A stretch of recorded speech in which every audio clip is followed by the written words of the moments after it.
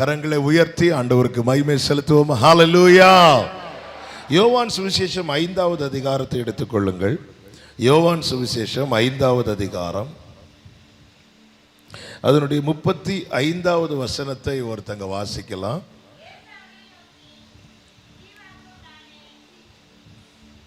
யோவான் 5வது அதிகாரம் 35வது வசனம். ஒருத்தங்க மைக்கில் வாசித்தீங்கன்னா வசனம் வாசித்தா எல்லாருக்கும் கேட்கும்.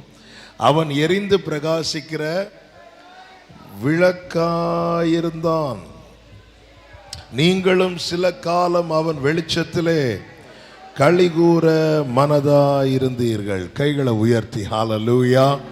இந்த இரவு வேளையிலே பேசும்படி பரிசுத்த ஆவியானவர் இன்று காலையிலே சிந்தையிலே கொண்டு வந்த கர்த்தருடைய வார்த்தை யோவான் ஸ்நானனை குறித்து ஆண்டவராகிய இயேசு கிறிஸ்து கொடுத்த சாட்சி.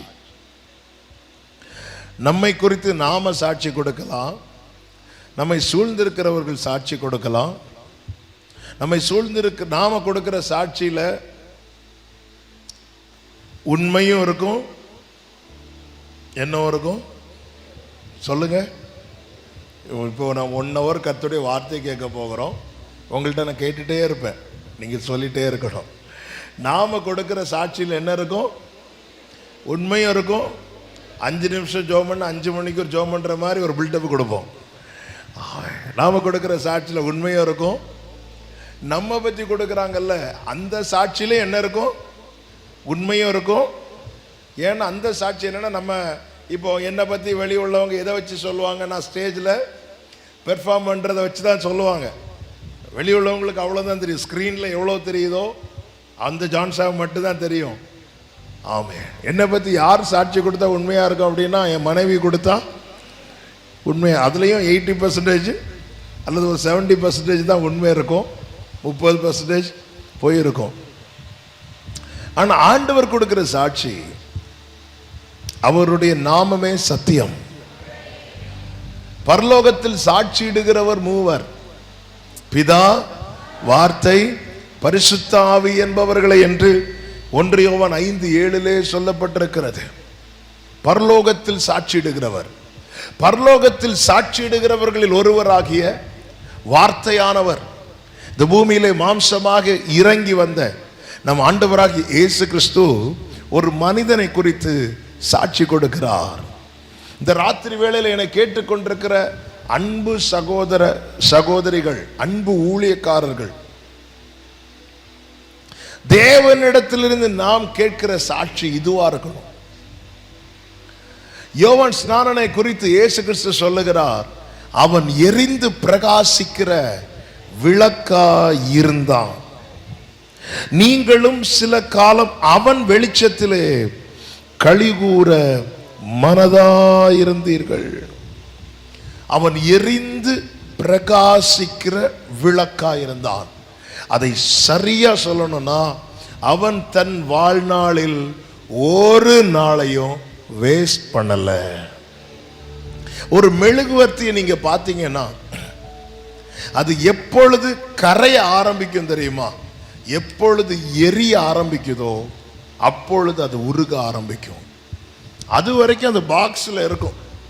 அது வரைக்கும் வச்சுக்கலாம், எவ்வளோ நாள்னாலும் வச்சுக்கலாம், எவ்வளோ நேரம்னாலும் வச்சுக்கலாம். ஆனால் அது எரிய ஆரம்பிச்சிட்டுன்னா அதுக்கான நேரம் குறிக்கப்படுகிறது. அதற்கான நேரம், சில கேண்டில் ஒரு 1/2 மணி நேரம் எரியும், சில கேண்டில் ஒரு 1 மணி நேரம் எரியும், சில கேண்டில் 2 hours 5 hours எரியக்கூடிய கேண்டில் வரை இருக்குது. ஆனால் அது எப்பொழுது துவங்கி அது கரைய ஆரம்பிக்கும் தெரியுமா? எப்போ அது எரிய ஆரம்பிக்குதோ அப்பொழுது துவங்கி அது கரைய ஆரம்பிக்கும். இது கேண்டில். மனுஷனுடைய வாழ்க்கை அப்படி கிடையாது. மனுஷன் பிறக்கும் போதே அவனுடைய ஆயுஷ்ல ஒவ்வொரு நாள் குறைய ஆரம்பிக்குது. ஒவ்வொரு புது வருடம் வரும்போது நாம் என்ன சொல்லுவோம்னா, ஹாப்பி பர்த்டே அப்படிமோ. ஹாப்பி பர்த்டே தான். ஆனால் உண்மையை பார்த்தா வருஷத்தில் நம்முடைய ஆயுசில் 1 வருஷம் போயிட்டு. அதான் வேடிக்கை எல்லா இடத்துலையும் சொல்லுவேன், அடிக்கடி சொல்லுவேன். அதன் அடையாளமாக தான் என்னமோ தெரியல, இந்த கேக்கில் ஒரு கேண்டிலை கொளுத்தி வச்சுட்டு ஃபூன்னு ஊதி அணைப்போம். என்ன சொல்லி அணைப்பான? போச்சு, ஒரு வருஷம் போச்சு. வெளியே சொல்லுவோம், ஹாப்பி பர்த்டே, புது வருஷம் புது வருஷம். நம்முடைய ஆயுசில் ஒவ்வொரு நாள் போக போக ஒவ்வொரு நாள் குறைஞ்சிட்டு இருக்குது. ஒவ்வொரு வருடம் போக போக ஒவ்வொரு வருடம் நம்முடைய ஆயுசில் குறையுது. ஆனால் நம்முடைய நாட்களை எப்படி நாம் பிரயோஜனப்படுத்துகிறோம்? ஒருவனுடைய வாழ்வை வைத்து இயேசு கிறிஸ்து கொடுத்த சாட்சி என்ன தெரியுமா?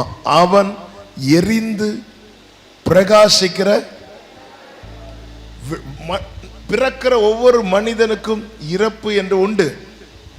அவன் கரைந்து போனான், அவன் எரிந்து அணைந்து போனான் என்று இயேசு சொல்லவில்லை.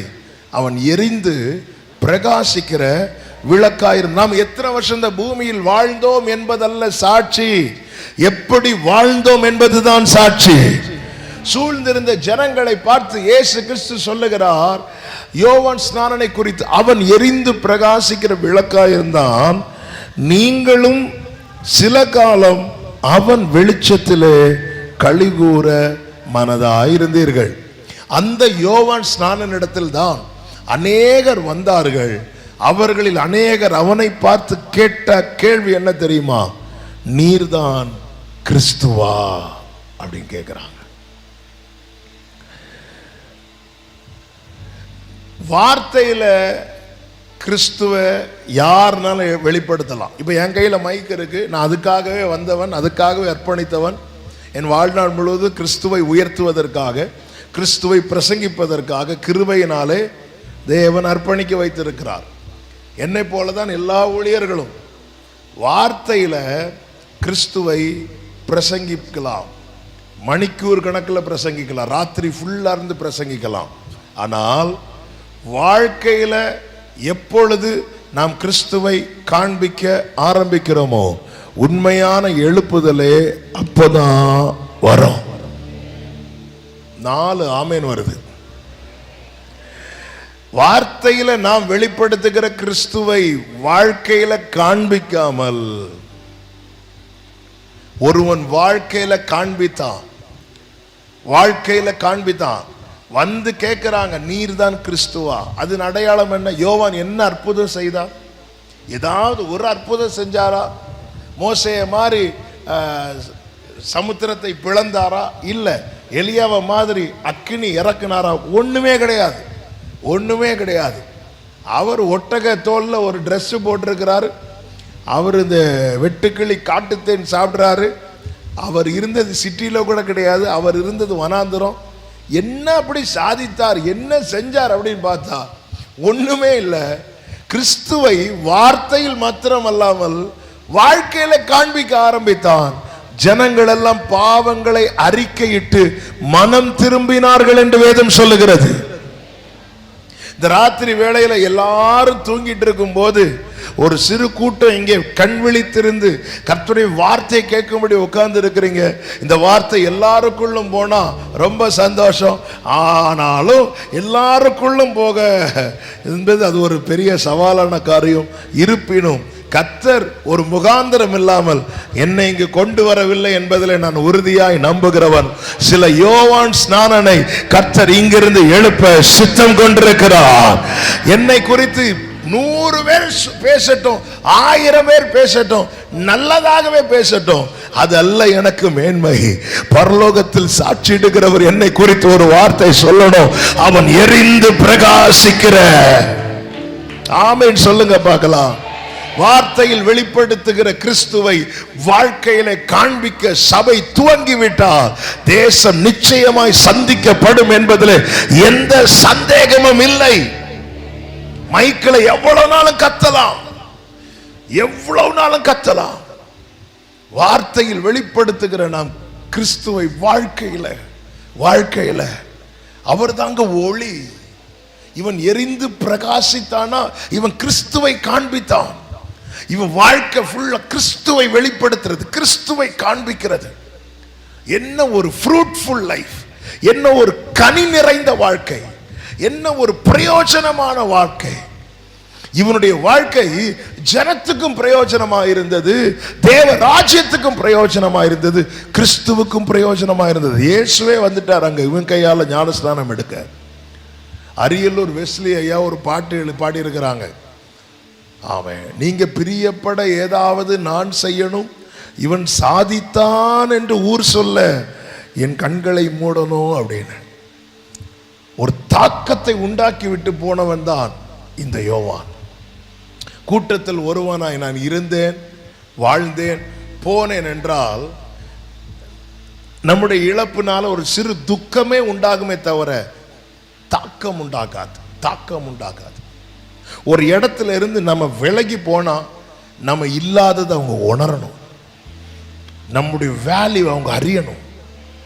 தேவ பிள்ளைகளே, இயேசு கிறிஸ்துவை சொந்த இரட்சகரை ஏற்றுக்கொண்டு அவரை அறிந்து அவருக்காய் வாழ்கிற நம்முடைய வாழ்க்கையில் கடந்த நாளில் ஒரு செய்தியை சபைக்கு கொடுக்க வேண்டும் என்று தியானித்து எழுதி கொண்டிருந்த போது சில காரியங்களை அதில் தியானித்து விட்டு இப்படி ஒரு வார்த்தை ஆண்டவர் எழுத வைத்தா, என் வாழ்க்கையில் நான் ஒரு விசை கூட கிறிஸ்துவை காண்பிக்கவில்லை என்றால் நான் தோற்றவனே அப்படின்னு எழுத வைத்தார். நான் பிரசங்கிக்கிறேன், கிருபையினால சில ஆண்டுகளாய் ஆண்டவர் பிரசங்கிக்க வைக்கிறார். இனி எவ்வளோ ஆண்டுகள் பிரசங்கிக்க வைக்க போகிறாருன்னு தெரியாது. ஆனால் என் ஓட்டம் முடியும் போது நான் ஒரு நாள் கூட கிறிஸ்துவை காண்பிக்கவில்லை என்றால், நான் இவ்வளோ பிரசங்கித்தேன், இவ்வளோ பாட்டு பாடி இருக்கிறேன், நான் தோற்றவனே. நான் என்னை காண்பிக்கிறவனாய் அல்ல, இவன் எரிந்து பிரகாசித்தான். இந்த யோவான் பாருங்க, எரிகிறான், எரிய அந்த திரி வந்து இப்படி கரைஞ்சிட்டு வரும்.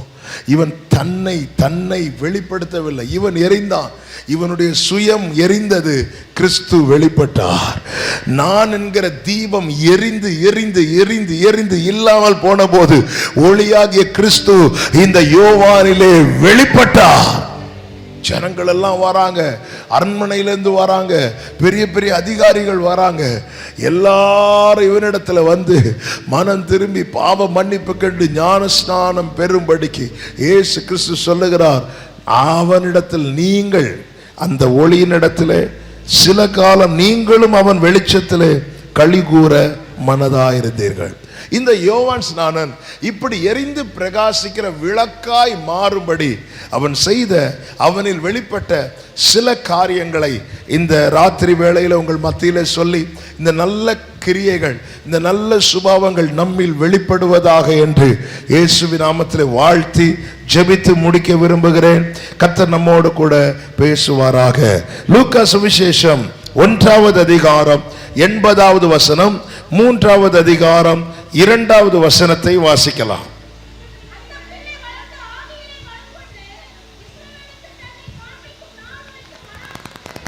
இஸ்ரவேலுக்கு தன்னை காண்பிக்கும் நாள் மட்டும் வனாந்திரத்திலே இருந்தான். 3:2 சொல்லப்பட்டிருக்கிறது,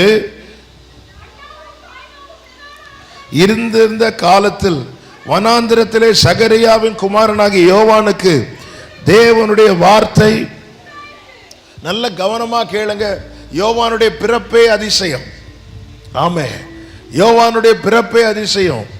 இனி வாய்ப்பே இல்லை, சாத்தியமே இல்லை என்கிற நிலையில்தான் கர்த்தர் யோவானுடைய தகப்பனார் சகரியாவுக்கு தரிசனமாகி தம்முடைய தூதனை அனுப்பி, உன் வேண்டுதல் கேட்கப்பட்டது, அவன் பிறப்பின் நிமித்தம் உனக்கு சந்தோஷம் உண்டாகும், உனக்கு மாத்திரமல்ல அநேகர் சந்தோஷப்படுவார்கள் என்று இந்த யோவானை குறித்த தீர்க்க தரிசன வார்த்தை கர்த்தருடைய ஆலயத்திலே அவனுடைய தகப்பனாகிய சகரியாவுக்கு தொனிக்கப்பட்டது. இந்த யோவான் பிறக்கிறான். இந்த யோவானுக்கான காலம் வரும் வரைக்கும் அவன் இருந்த இடம் வனாந்தரம். நீங்க கர்த்தருடைய வார்த்தையை நல்லா கவனிக்கணும், ஒரு பிரசங்கமா கேட்க கூடாது. என் வாழ்க்கை எரிந்து பிரகாசிக்கணும் ஆண்டவரே, நான் எவ்வளவு பிரபலமா இருக்கிறேன், அதனால 5 பைசாக்கு பிரயோஜனம் கிடையாது. இந்த பூமியிலே பெரியவன் என்று எண்ணப்படுகிறவன் பரலோக ராஜ்யத்தில் சிறியவனா இருக்கிறான் என்று இயேசுவே சொல்லிட்டார். அவர் பார்வையில் அவர் சாட்சி கொடுக்கணும், உண்மை உத்தமமான ஊழியக்காரனே, நீ கொஞ்சத்தில் உண்மையா இருந்த வா, எஜமானுடைய சந்தோஷத்துக்குள் பிரவேசி. எவ்வளவு நான் ஊழியம் செஞ்சு இந்த ஒரு பாக்கியத்தை இழப்பேன், ஆனால் என்னை விட பரிதவிக்கப்பட்டவன் யாருமே இருக்க முடியாது. அவரிடத்திலிருந்து நாம் என்ன கேட்க விரும்புகிறோம், அவரிடத்திலிருந்து நாம் கிறிஸ்துவை இந்த பூமிக்கு காண்பிக்கத்தக்கதான ஸ்தானத்திலே சபையை கர்த்தர் நிறுத்தி இருக்கிறார். வார்த்தையில வெளிப்படுத்துகிறோம், சத்தத்தில் வெளிப்படுத்துகிறோம். ஆனா வாழ்க்கையில தான் தவறுகிறோம், வாழ்க்கையில காண்பிக்க தவறுகிறோம். அவர் அமைதியா இருக்கிற இடத்துல ஆர்ப்பரிக்கிறோம், ஆர்ப்பரிங்கிற இடத்துல அமைதியா இருக்கிறோம். எல்லாமே மாத்தி மாத்தி மாத்தி மாத்தி செஞ்சுட்டு என்ன எப்படி மீட்டிங் எல்லாம் எப்படி நடந்துச்சு? சூப்பரா நடந்துச்சு. என்ன சத்தம், என்ன ஆர்ப்பரிப்பு, எல்லாமே சூப்பர். எதுங்க குறை? எல்லாமே நல்லா இருக்கு. ஆனா எங்கேயோ ஒரு இடத்துல ஒரு ஒரு ஒரு சின்ன காரியத்தை, சின்ன காரியம் இல்ல, ஒரு காரியத்தையே கோட்டை விட்டோம். கிறிஸ்துவை காண்பிக்க, கிறிஸ்துவை வெளிப்படுத்த கிடைக்கிற ஒவ்வொரு தருணமே பிரஷியஸான தருணம். ஆனா அந்த இடத்துல தான் நம்ம ஸ்கிப் பண்றோம். நம்ம என்ன நினைக்கிறோம்னா, மேடையில் நம்ம நல்லா பாடி, நல்லா வர்ஷிப் பண்ணி, நல்ல எல்லாரையும் கவர்ந்து இழுக்கக்கூடிய நல்ல இடி முழக்கமா சத்தமா ஒரு பிரசங்கம் பண்ணிட்டா நம்ம சாதிச்சிட்டோன்னு நினைச்சிட்டு இருக்கிறோம்.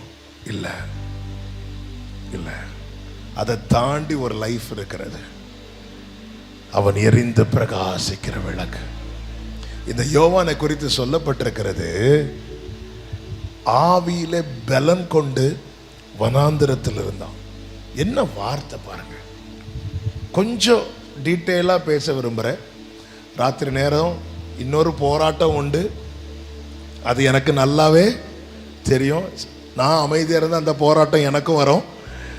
ஆமாம், ஏன்னா ஆண்டவரே சொல்லிட்டாரு, ஆவி உற்சாகம் உள்ளது, ஆவி உற்சாகம் உள்ளது தான், மாம்சம் பலவீனம் உள்ளது அவருக்கு. அதனால நம்ம ஆண்டவரை மாதிரி சூப்பர் கிடையாதுங்க. நம்ம எல்லாம் லைட்டாக தூங்கிட்டோன்னா அந்த மைக்கு கையில் வச்சிருக்கிறவங்க நம்மளை படுத்துகிற பாடு, உறங்குறவங்களை தூங்குறவங்கெல்லாம் அல்லேலூயா சொல்லுங்க. அதில் ஒரு சந்தோஷம், அதில் என்ன சந்தோஷம்னு தெரியல. ஆனால் ஆண்டவர் அப்படி இல்லை, நம்ம குறைய கூட அவர் பலவீனமாக தான் பார்க்குறார். ஆமென். அதனால தான் பேதுரு, நீ 1 hour ஜாமண்டு, 1 hour, எவ்வளோ நல்ல ஆண்டவர் பாருங்க. கைகளை உயர்த்தி ஆண்டவருக்கு மகிமை செலுத்துக்க பார்க்கலாம். ஆமென். இந்த வார்த்தையை நல்ல கவனமாக கேளுங்க.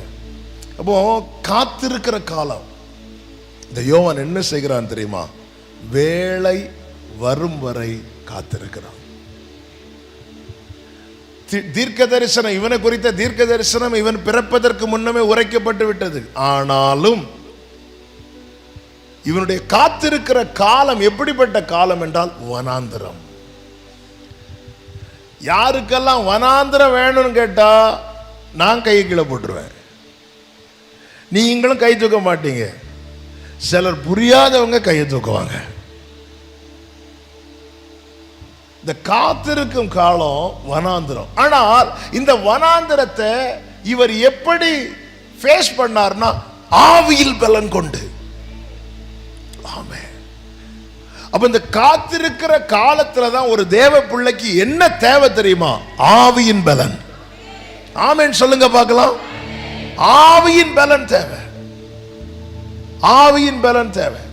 இந்த பூமியின் சூழ்நிலை நம்மை மேற்கொள்ளாதிருக்க பரலோக பலன் நமக்கு தேவை. உன்னதத்திலிருந்து வரும் பலனால் தரிப்பிக்கப்படும் வரைக்கும் நீங்க எருசலேமை விட்டு போயிடாதீங்க என்றார். ஏன்னா ஆண்டவருக்கு தெரியும், இவன் என்ன நேசித்தாலும், இவன் எனக்காக தன்னை அர்ப்பணித்தாலும் பரலோக பலன் இல்லாம இவனால நிக்க முடியாது. இயேசு கிறிஸ்து வனாந்திரத்துக்கு போகிறதுக்கு முன்னதாக அவர் பரிசுத்த ஆவியினாலே நிறைந்தவரா என்று பைபிள் சொல்லப்பட்டிருக்கிறது. சோ இந்த காத்திருக்கிற காலம் தான் ரொம்ப பிரஷியஸான காலம். நல்ல கவனமா கேளுங்க. அவனுக்கு எனக்கு என்னை குறித்து தேவனுடைய ஒரு திட்டம் எழுதப்பட்டது என்றால் அதற்கான ஒரு நாளும் குறிக்கப்பட்டிருக்கிறது. அதுவரை நான் எவ்வளவு முயற்சித்தாலும் வனாந்திரமே. ஹல்லேலூயா. வனாந்திரமே வாழ்க்கை, ஆனாலும் கர்த்தர் என் பக்கம் உண்டு. 2007 கடைசியில் ஆண்டவர் ஊழியத்துக்கு அர்ப்பணிக்க வைத்தார். அப்போவே பாட்டெல்லாம் ஆண்டவர் கொடுக்க ஆரம்பிச்சிட்டார். நம்ம என்ன நினைச்சோம், ஒரு CD போட்டோன்னே அவ்வளோதான், நம்மளை நம்ம அப்படியே காலை நீட்டி உக்காந்தா போதும், நம்மளை அப்படியே தூக்கி தோளில் வச்சு எல்லா இடத்துக்கும் கொண்டு போவாங்கன்னு ஒரு நினைப்பு இருந்துச்சு. ஒன்றும் இல்லை, எல்லாத்தையும் சுக்குநூறாக உடைச்சி 8 வருஷம் என்னை வெளியே காண்பிக்காம, ஆமென், நாம் அதுக்கு முன்னாடி 4 வால்யூம் சிடி போட ஆண்டவர் கிருபை செய்தார். எங்கள் பாட்டு எங்கள் சர்ச்சை தாண்டாது. எங்கள் சர்ச்சு மக்களுக்கு வேற வழி இல்லை, பாடிதான். ஏன்னா நான் தான் ஒர்ஷிப் நடத்துறது, ஃபுல்லாக பாடுறது என் பாட்டு. எங்கள் மக்களுக்கு பிடிச்சாலும் பிடிக்கலைனாலும் அதை பாடிதான் ஆகணும். தேவன் ஒரு திட்டம் வைத்து அழைக்கிறார்னா அந்த திட்டம் நிறைவேறுவதற்கென்று ஒரு நாளை குறித்து வைத்திருக்கிறார். மரியாள் சொன்னாலும் அவர் அவசரப்பட மாட்டார்.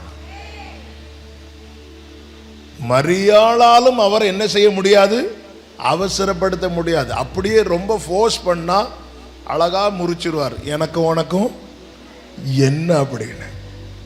ஆமென். பக்கத்தில் பார்த்து சொல்லுங்க, ஆண்டவரெல்லாம் அவசரப்படுத்த முடியாது. ஹல்லேலூயா. நம்ம என்ன சொல்றதெல்லாம் பார்த்தா இப்போ ரைட் நவ் அப்படிமோ, ஆண்டவருடைய பார்த்துட்டு இருப்பார். ரைட் நவோ லெஃப்ட் நவோ வெயிட் பண்ணு. தேவரீர் எழுந்தருளி சீயோனுக்கு இறங்குவீர், அதற்கு தயை செய்யும் காலமும் அதற்கான குறித்த நேரமும் வந்தது. உங்களுக்கு புரியும்படி சொல்லணும்னா, ஆமென், ஆதியாகமம் 20 கடைசி 21:1 2 சம்பவம் சொல்லப்பட்டிருக்கிறது. 20 கடைசியில் என்ன சொல்லப்பட்டிருக்கிறது? அபிமெலேக்குக்காக ஆபிரகாம் வேண்டிக் கொண்டான். அபிமெலேக்கு வீட்டில் ஆமென் ஸ்திரீ மலடா இருந்தவர்கள் எல்லாம் பிள்ளை பெறும்படிக்கு கர்த்தர் கிருபை செய்தார். இனி 21:1 என்ன சொல்லப்பட்டிருக்கு? கொஞ்சம் மைக்ல யாராவது வாசிக்க முடியுமா? கர்த்தர் தாம் சொல்லி இருந்தபடி, கர்த்தர் தாம் சொல்லி இருந்தபடி. அதுக்கு முந்தின வசனத்தை வாசிங்க. ஆபிரகாம் தேவனை நோக்கி, தேவன் மைக்ல வாசிப்பாங்க. ஆபிரகாம் தேவனை நோக்கி வேண்டிக் கொண்டான். ஆபிரகாம் தேவனை நோக்கி வேண்டிக் கொண்டான். அப்பொழுது தேவன், அந்த மைக் கொஞ்சம் குறைச்சு, அப்பொழுது தேவன் அபிமெலேக்கையும் அவன் மனைவியையும் அவன் வேலைக்காரிகளையும் குணமாக்கி பிள்ளை பெறும்படி அனுக்கிரகம் செய்தார். இனி 21:1 கர்த்தர் தாம் சொல்லி இருந்தபடி சாராள் பேரில் கடாட்சமானார். கர்த்தர் தாம் உரைத்தபடி சாராளுக்கு செய்தருளினார். கவனிச்சீங்களா? அபிமெலேக்கு வீட்டில் என்ன இல்ல? குழந்தை இல்லை. ஆபிரகாம் வீட்டில் என்ன இல்ல? குழந்தை. அபிமெலேக்கு வீட்டில் குழந்தை இல்லாததுக்காக ஜெபம் பண்றது யாரு? ஏன் இந்த ஆபிரகாமுக்கு சாராளுக்காக ஜெபம் பண்ண தெரியாதா? இல்ல ஜெபம் பண்ணி இருக்க மாட்டாரா? அபிமெலேக்கு வீட்டில் ஆபிரகாம் ஜெபம் பண்ணதும் கர்த்தர் என்ன செய்தார்? குணமாக்கி எந்த பிரச்சனையும் குணமாக்க வல்லவர் அவர். குணமாக்கி பிள்ளை பெறும்படி அனுக்கிரகம் செய்கிறார். ஆனால் சாராள் விஷயம் வரும்போது அபிமெலேக்கு வீட்டில் எப்படி கிரியை செய்கிறார்? ஆபிரகாம் வேண்டிக் கொண்டதின்படி. சாராள் வீட்டில் எப்படி கிரியை, ஆபிரகாம் வீட்டில் கர்த்தர் எப்படி கிரியை செய்கிறார்? கர்த்தர் சொல்லியபடி. நான் ஒரு காரியத்தை கேட்டு கர்த்தர் செய்யலைன்னா அந்த காரியத்தை குறித்து கர்த்தர் வேறொன்றை ஏற்கனவே சொல்லி இருக்கிறார். ஆண்டவரே, அபிமெலேக்குகள் அற்புதம் செய்றீங்க. அபிமெலேக்கு மேல வாக்குத்தத்தம் கிடையாது.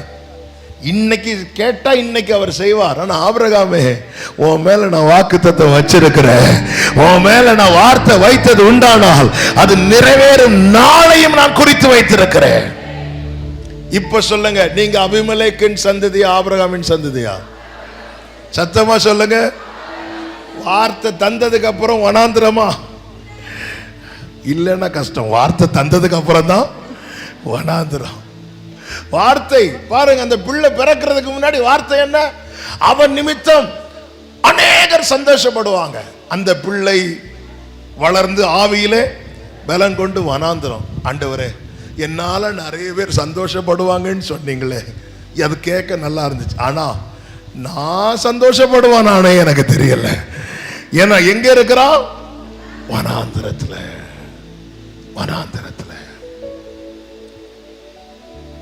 வார்த்தை உடையவன் வனாந்திரத்தில் இருக்கிறான். எது வரைக்கும் தெரியுமா? வேளை வரும் வரை. நீங்கள் எரிந்து பிரகாசிக்கிற விளக்காய் கர்த்தருக்காய் பயன்பட வேண்டுமானால் கர்த்தருடைய வேளை வரை கர்த்தருடைய சமூகத்திலே கர்த்தர் எந்த நிலையில் உங்களை வைத்திருக்கிறாரோ நீங்கள் காத்திருக்க வேண்டியது அவசியம். அவசியம். 2007 கடைசி ஊழியத்துக்கு அர்ப்பணிச்சாச்சு. என்ன ஊழியம்னு பார்த்தா ஒன்றுமே இல்லை. சாட்டர்டே நைட்டு கொஞ்சம் யூத் பிரதர்ஸை கூப்பிட்டு ப்ரேயர் பண்ணுவோம் கொஞ்ச நேரம். சண்டே வர்ஷிப் எடுப்பேன். அதுக்கப்புறம் கொஞ்ச நேரம் நமக்கு டைம் கிடைக்கிறது, ஒரு டைம் ஃபுல்லாக டைம் தான். கொஞ்ச நேரம் முடிகிற அளவு ஜெபம் பண்ணுவோம், பைபிள் படிப்போம், பாட்டு பாடுவோம், பாட்டு எழுதுவோம். அதை தாண்டி வேற ஒன்றுமே இல்லை. கேட்டால் ஃபுல் டைம் ஊழியக்காரன். ஃபுல் டைம் ஊழியக்காரன்னா 24/7 ஜெபத்தில் இருந்து அப்படியெல்லாம் இல்லை. நமக்கு எவ்வளோ முடியுமோ அவ்வளோதான். வாழ்க்கையே ஒரு பெரிய கேள்விக்குறியாக இருந்துச்சு. ஆண்டவரே மற்ற ஏன்னா நமக்கு நம்மளை பற்றி யாருக்கும் தெரியாது. இப்போ வெளியே எப்படி ஊழியம் செய்யணும் ஒன்றும் இல்லை. ஆமாம். ஆனால் ஆவியான ஒரு வார்த்தையை தந்து பலப்படுத்திட்டே இருந்தார். ஒரு நாள் இரவில் ரொம்ப சோர்ந்து போய் ஆண்டவரே நான் கரெக்டாக தான் வந்தேன் ஆண்டவர், ஊழியத்துக்கு நான் அர்ப்பணித்தது கரெக்டு தானா இல்லை நான் அவசரப்பட்டுட்டானா இப்படியெல்லாம் எண்ணங்கள் வரும்போது சங்கீதம் 27 கர்த்தர் பேசினார். தீங்கு நாளிலே கூடாரத்தில் மறைத்து, தீங்கு நாளிலே கூடார மறைவிலே ஒளித்து வைத்தீரே உம் வேளைக்காகவே, கண்மலை மேல் என்னை உயர்த்தி வைத்தீரே, துதிக்கும் புது பாடல். உன்னை ஒளிச்சு வைக்கிறது கூடாரத்துல, உயர்த்தி வைக்கிறது கண்மலையில.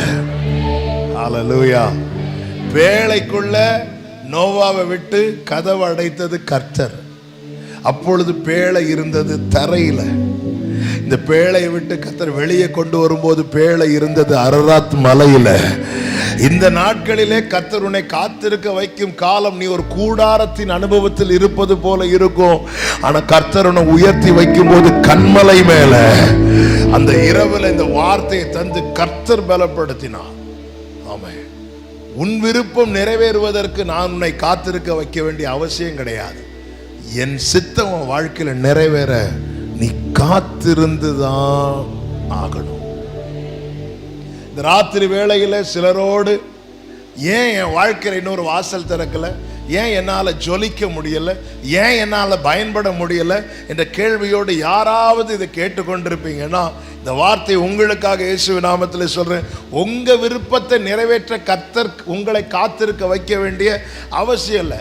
நீ விரும்புகிறபடி உனக்கு ஆக கடவுதுன்னு ஒரு வார்த்தை சொன்னாலே போதும். ஆனா கர்த்தர் காத்திருக்க வைக்கிறார்னா ஆமே, நான் நினைப்பதற்கும் வேண்டிக் கொள்வதற்கும் அதிகமான ஒரு காரியத்தை கர்த்தர் எனக்காக நம்புறவங்க மாத்திரம் கைகளை தட்டி ஆண்டவருக்கு மகிமை. உங்க கைகள் கூறுகவில்லை, உம்மால் கூடாததேதும் இல்லை. உங்க கைகள் ஷலமகரோ, உம்மால் கூடாததேதும் இல்லை, உம்மால் கூடாத. Thank you Holy Spirit, thank you Father. உம்மால் கூடாது. அதாவது இன்னைக்கு காலையில கூட எங்க சர்ச்சில் நடந்த ஃபாஸ்டிங் பிரேயர்ல இந்த வார்த்தை அதிகமாக ஆண்டவர் இடைப்பட்டு பேச வைத்தார். ஆகாபுக்கு முன்னாடி எலியா மார்த்தட்டி சொல்றான், கர்த்தருக்கு முன்பாய் நிற்கிற நான் அப்படிங்கிறான். அடுத்த வசனத்துல கர்த்தருடைய வார்த்தை எலியாவுக்கு உண்டாகி 1 ராஜாக்கள் 17:2-3 இருக்கு. நீ போய் கேரி தாற்றண்டையிலே ஒளித்துக்கொள். என்ன ஆண்டவரே, என்ன பப்ளிக்ல நான் உங்க நாமத்தை சொல்லி பயங்கரமா பேசுறேன். அடுத்த வார்த்தை என்ன, நீ போய் ஒளித்து. நான் வந்து ஒளிச்சிட்டேன்னா உலகம் என்ன பேசும்?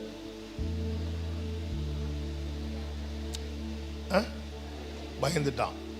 இந்த காத்திருக்கும் காலத்தில் இந்த உலகம் பேசும் தெரியுமா, ரொம்ப பயங்கரமா பேசும். அதுக்கு எலியாவும் அதுக்கு விதிவிலக்கு கிடையாது. ஆனால் கர்த்தர் எலியாவை குறித்த திட்டத்தை நிறைவேற்ற அவனை 3 வருஷம் 3 இயர்ஸ். அந்த 3 வருஷமும் எலியாவுக்கு சாப்பாடு கிடைக்குது, போஷிக்கப்படுகிறான், பராமரிக்கப்படுகிறான், பாதுகாக்கப்படுகிறான். இந்த 3ஐயும் தவிர ஒண்ணுமே நடக்கல. இந்த காத்திருக்கும் காலம் ஒரு வனாந்தர அனுபவம் தான். கேரி தாற்றண்டையில போய் எதுக்கு ஒளிச்சிருக்க சொல்றாரு தெரியுமா? அங்குள்ள தண்ணி குடிக்க. காகத்துக்கு கட்டளையிட்டு காகம் என்ன கொண்டு வருதோ அதான் சாப்பாடு. அவரா காசு செலவு பண்ணி சாப்பிடுற அளவுக்கு ஒண்ணுமே இல்லை, எதுவுமே. அது வனாந்தரம்னா என்ன அப்படின்னா, ஒரு மனிதனுக்கு வாழ தகுதி இல்லாத சூழ்நிலை தான் வனாந்தரம். மனிதன் வாழ தகுதியற்ற, தகுதி இல்லாத சூழல் தான் வனாந்தரம். அப்ப அந்த இடத்துல எனக்கு ஒரு நேரம் சாப்பாடு கிடைக்கணும்னா கூட ஒரு அதிசயம் நடக்கணும். வீடு நிறைய ஆகாரம் வைத்திருக்கிறவங்கள்ட்ட போய் இன்னைக்கு காலையில கர்த்தரனை போஷித்தார் நான் என் சாட்சியை சொன்ன, அவங்களுக்கு அது ஒரு சாட்சியாவே தெரியாது. இன்னைக்கு 3 வேளை ஆகாரங்கிறது அநேகருக்கு அது ஒரு சாதாரண விஷயம். ஆனால் அநேகருக்கு அது அதிசயம். ஒரு நேரம் சாப்பிட கிடைச்சாலே அது அதிசயம். எவ்வளவு பெரிய தேவ மனுஷங்க எலியா. ஆனா அந்த காத்திருக்கும் காலம் என்பது, அவன் ஒவ்வொரு நேரம் ஆகாரம் கிடைக்கிறது கூட அவனுக்கு அதிசயமா இருந்துச்சு. அடுத்து கேரி தாற்றண்டையில இருந்து அவனை சாரிபாத்துக்கு போக வைக்கிறார். அவரு ராத்திரி பகலா நடந்து சாரிபாத்துக்கு போறது எதுக்கு தெரியுமா? கொஞ்சம் மாவு, கொஞ்சம். இந்த கொஞ்சத்துக்காக எலியா பட்ட பிரயாசம் அதிகம், செலவழித்த நேரம் அதிகம், செலவழித்த பலன் அதிகம். இந்த காத்திருக்கும் காலத்துல நமக்கு கிடைக்கிறதெல்லாம் கொஞ்சமா இருக்கும், கொஞ்சமா இருக்கும். ஆமென். ஆனா ஒன்ன புரிஞ்சுக்கோங்க, நானா காத்திருக்கல, என்ன கர்த்தர் பலப்படுத்தி காத்திருக்க வைக்கிறார். எனக்கு ஒரு நாளை கர்த்தர் குறித்திருக்கிறார். எத்தனை பேர் நம்புறீங்க? ஹல்லேலூயா. ஏதுமில்லை என்ற கவலை இல்லை, துணையாள். இந்த வனாந்திரத்துல தான் அநேகர் சோர்ந்து போறாங்க, பின்வாங்குறாங்க. நீ ஆபத்து காலத்தில் சோர்ந்து போவாயானால் உன் பலன் குறுகிற்று. எனவே தான் யோவான் என்ன செய்யறார்னா, ஆவியில பலன் கொண்டு. எதுக்காக பலப்படுறீங்க யோவான்? என்ன பிரசங்கம் பண்ண பலப்படுறீங்களா? மீட்டிங் நடத்த பலப்படுறீங்களா? எதுக்காக பலப்படுறீங்க? இந்த வனாந்திரத்துல கர்த்தர் சொல்லும் வரை நான் தரித்திருக்க பலப்படுகிறேன். ஹல்லேலூயா. எதுக்குங்க பலன் வேணும்? எதுக்குங்க? நம்மள்ட்ட கேட்டா சொல்லுவோம், வனாந்திரத்தை கடக்க பலன் வேணும். வனாந்திரத்தை கர்த்தர் கடக்க பண்ணுவார். ஆனா கர்த்தர் குறித்த நாள் வர அந்த வனாந்திரத்துல இருக்க எனக்கு பலன் தாங்க. தேவன் தருகிற கிருபை என்பது 2 காரியத்துக்காக, தாங்கவும் தாண்டவும். சொல்லுங்க பார்க்கலாம். தாங்கவும். கர்த்தர் சிலதை தாங்க வைப்பார், தான் தாங்கணும். சிலதை தாண்ட வைப்பார். இதற்காக தேவன் கிருபை தருவார். இந்த பிள்ளை வளர்ந்து ஆவியில் பலம் கொண்டு வனாந்திரத்தில் இருந்தான். இயேசு கிறிஸ்து கெத்செமனே தோட்டத்தில் அவர் அவ்வளவு அழுவார். அவர் ஜெபிக்கும் போது அவருடைய வியர்வை இரத்தமாய் வடிந்ததாம். ஆனால் இந்த அனுபவத்தை அவர் கிராஸ் பண்ணியே ஆகணும் என்பது பிதாவின் திட்டம். அப்ப அதை ஃபேஸ் பண்றதுக்கு முன்னாடி அவர் என்ன செய்கிறார் என்றால், மேல் வீட்டில் அப்ப பஸ்கா எல்லாவற்றையும் ஆசரித்து விட்டு ஸ்தோத்திர பாட்டை பாடி அவர்கள் புறப்பட்டு போனார்கள் அப்படின்னு சொல்றது பைபிள்ல இருக்கும். ஸ்தோத்திர பாட்டை பாடி அவர்கள் புறப்பட்டு போனார்கள். எங்க போறாங்க? கெத்செமனேக்கு.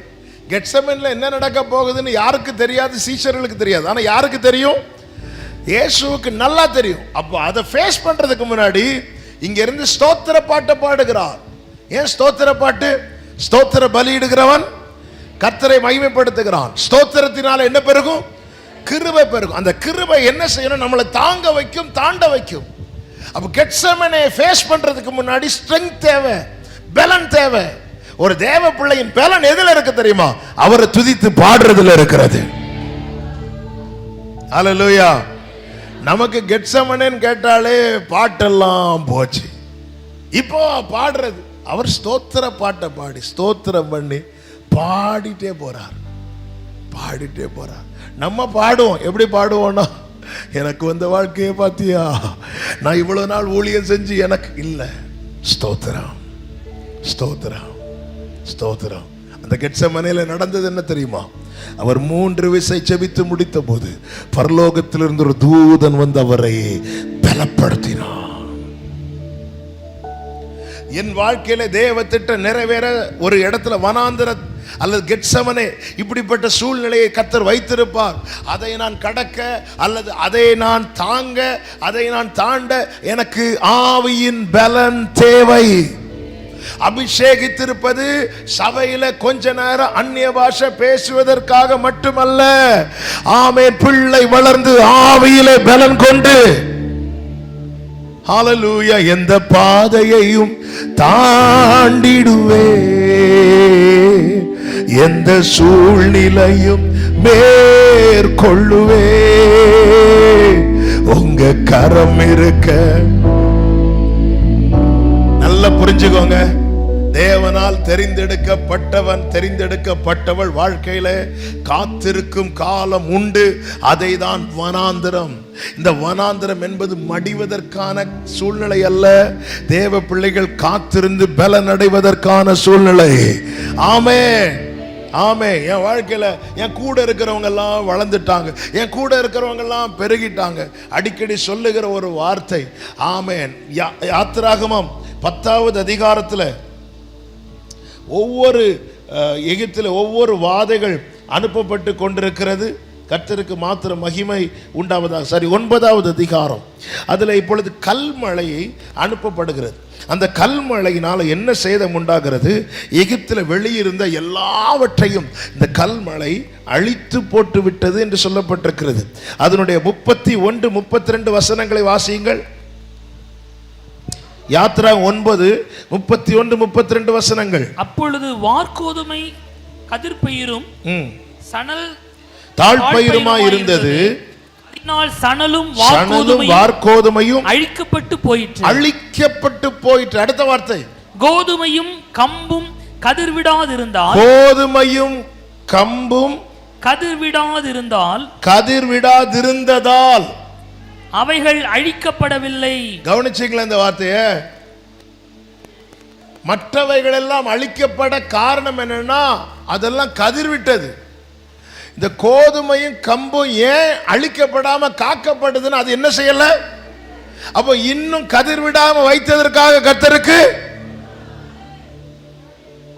தீங்கு நாளிலே கூட. ஆண்டவரே, பல நேரத்தில் நம்ம எங்க சோர்ந்து போறோம்னா, நாம நினைச்ச நேரத்தில் நமக்கு ஒண்ணு நடக்காம போகும்போது அவருக்கு தெரியுங்க, அவருக்கு நல்லா தெரியுங்க. என் வாழ்க்கையில நான் ஆண்டவருக்கு எதுக்காக அதிகம் தேங்க் பண்ணுவேன்னா, ஒன்று கர்த்தர் எனக்கு செய்த எல்லா நன்மைகள், இன்னொன்று என் வாழ்க்கையில நான் கேட்டு எனக்கு தராத சில காரியங்களுக்காக கர்த்தருக்கு ஸ்தோத்திரம். அதனால நான் இன்னைக்கு ஜீவனோடு இருக்கிறேன். எந்த மகனாவது, எந்த தகப்பனாவது தன் மகன் அப்பத்தை கேட்டால் கல்லை கொடுப்பானோ? மீனை கேட்டால் பாம்பை கொடுப்பானோ? முட்டையை கேட்டால் தேளை கொடுப்பானோ? என்ன சொல்லிட்டு சொல்லுவார்னா, கேளுங்கள் உங்களுக்கு கொடுக்கப்படும். அப்போ அப்பம் கேட்டா என்னதான் கிடைக்கும்? மீன் கேட்டா என்ன கிடைக்கும்? என்ன கிடைக்காது? பாம்பு கிடைக்காது. முட்டை கேட்டா என்ன கிடைக்கும்? என்ன கிடைக்காது? ஏன்னா ஆண்டவர் என்ன சொன்னார்? என்ன கேட்கிறோமோ. அப்ப மீன் கேட்டா என்ன கிடைக்கும்? என்ன கிடைக்காது? அப்ப பாம்பு கேட்டா,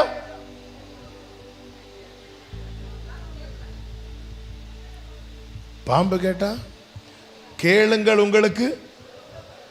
மீன் கேட்டா என்ன கிடைக்கும்? என்ன கிடைக்காது? பாம்பு கேட்டா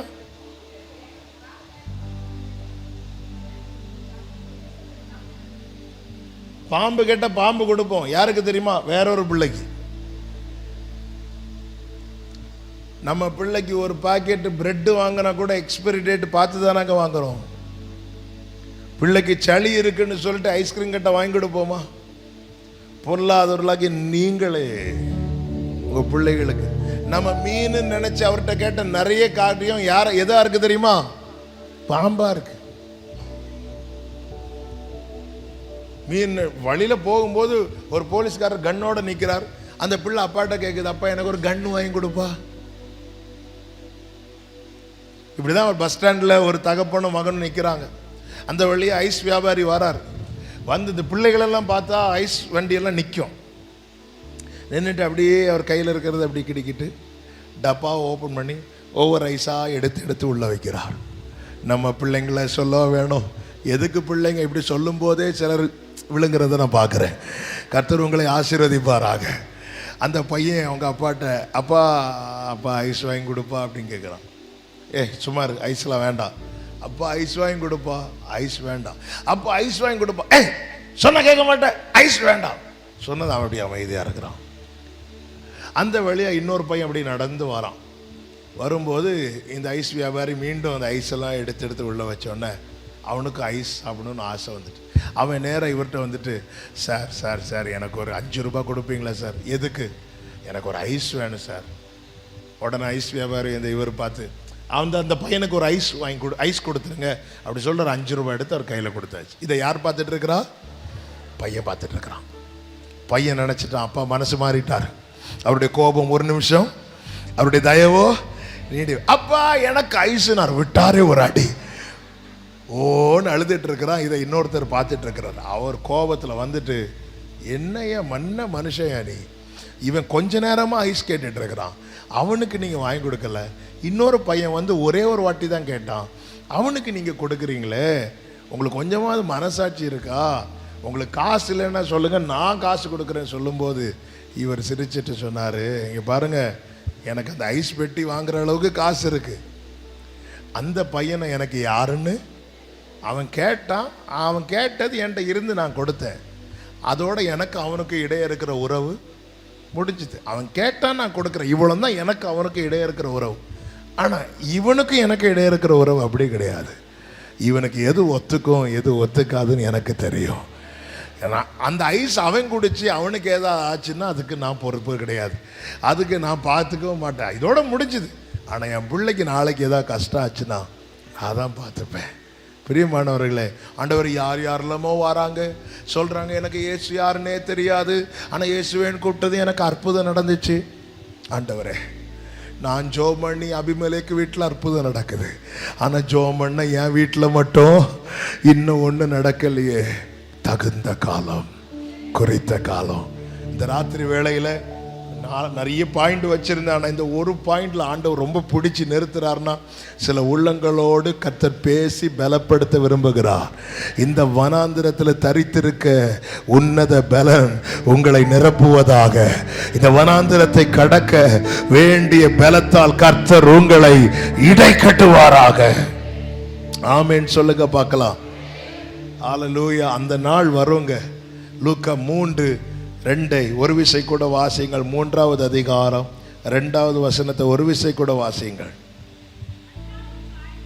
அன்னாவும் காய்பாவும் பிரதான ஆசாரியராயும் இருந்த காலத்தில் வனாந்தரத்திலே சகரியாவின் குமாரனாகிய யோவானுக்கு தேவனுடைய வார்த்தை. நல்ல கவனிங்க இந்த வார்த்தையை. அன்னாவும் காய்பாவும் யாரா? பிரதான ஆசாரியர்கள். எங்க இருப்பாங்க? அரண்மனை. பிரதான ஆசாரியர்கள் எங்கே இருப்பார்கள்? கரெக்ட். எங்க இருப்பாங்க? ராஜா எங்க இருப்பாரு? ஆசாரியர்கள் எங்க இருப்பாங்க? ஆலயத்தில் இருப்பாங்க. யோவான் எங்க இருக்கிறார்? ஆசாரியர்கள் எங்க இருக்கிறாங்க? அதுவும் பிரதான ஆசாரியர் கண்டிப்பா எங்கதான் இருப்பார்? ஆலயத்தில் இருப்பார். யோவான் எங்க இருக்கிறார்? வனாந்திரத்தில் இருப்பார். இதுல வந்து அந்த மக்கள்கிட்ட சர்வே எடுத்தா யார் பெரியவங்க? ஆலயத்தில் இருக்கிறவங்களா, பெரிய ஸ்தானத்தில் இருக்கிறவங்களா, வனாந்திரத்தில் இருக்கிறவனா? யார் பெரியவங்க? ஆலயத்தில் இருக்க. வார்த்தை எங்க உண்டாகுது? வார்த்தை எங்க உண்டாகணும்? பிரபலமான பெரிய அண்ணா காய்வா இருக்கிற இடத்துல வார்த்தை உண்டாகணும். ஆனா வார்த்தை எங்க உண்டாகுது? ஏன் வனாந்திரத்தில் வார்த்தை உண்டாச்சு? ஏன் அங்க யார் இருக்கிறா? யோவான் இருக்கிறான், காத்திருக்கிறவன் இருக்கிறான். ஸ்தானத்தில் யார் பெரிய ஆளா இருந்தாலும் பரலோக பார்வையில யார் பெரியவன் தெரியுமா? கர்த்தருக்காக பொறுமையோடு காத்திருக்கிறானே.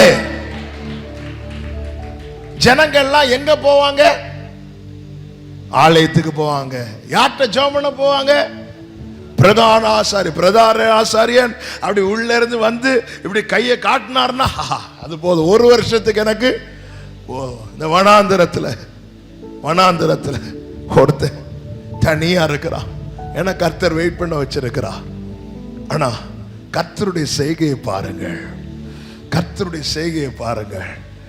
ஒரு கூட்டமே பிரதான ஆசாரியன் இடத்தில் போகும்போது பரலோகம் இவன்கிட்ட வருது. இப்பொழுது இவன் வனாந்திரத்திலிருந்து கூப்பிட்டு சொல்லுகிறான். காரணம், வார்த்தை எங்க உண்டாகும் தெரியுமா? காத்திருக்கிறவன் இடத்துல. நான் இயேசுவின் நாமத்திலே சொல்லுகிறேன், உலகத்தின் பார்வையில நீங்க அற்பமா இருக்கலாம், ஒண்ணும் இல்லாம இருக்கலாம். ஆனா பரலோக பார்வையில் ஆண்டவர் சொல்லுகிறார், நான் கர்த்தர், எனக்கு காத்திருக்கிறவர்கள் வெட்கப்பட்டு போவது இல்லை என்பதை அப்பொழுது அறிந்து கொள்வார். என்ன ரொம்ப பலப்படுத்தின வார்த்தை. ஆமென். எல்லாம் அவங்கள்ட்ட தான், அவங்க எல்லாம் பெரிய பெரிய ஆட்கள், இவங்க கிட்ட தான் கர்த்தர் பேசுவார், இவங்க கிட்ட தான் கர்த்தர். நீ இருக்கிறது வனாந்தரமா இருந்தாலும் நீ கர்த்தருக்கா இருப்பாயானால் வார்த்தை உனக்கு தான் உண்டாகும், வார்த்தை உனக்கு தான் உண்டாகும். வனாந்தரத்திலிருந்து கூப்பிடுகிறவனுடைய சத்தம். ஹல்லேலூயா, ஹல்லேலூயா. குறித்திடும் வேளை உயர்த்திடுவார். எவ்வளவு நல்ல தேவன். ஆலயத்திலே பிரதான ஆசாரியன் இருக்கிறார்.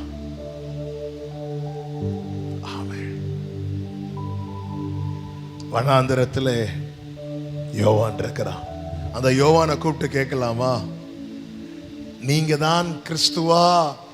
அவர் சொல்லுவாரு, அவருடைய பாதரட்சையின் வாரை அவிழ்ப்பதற்கு கூட நான் பாத்திரன் அல்ல.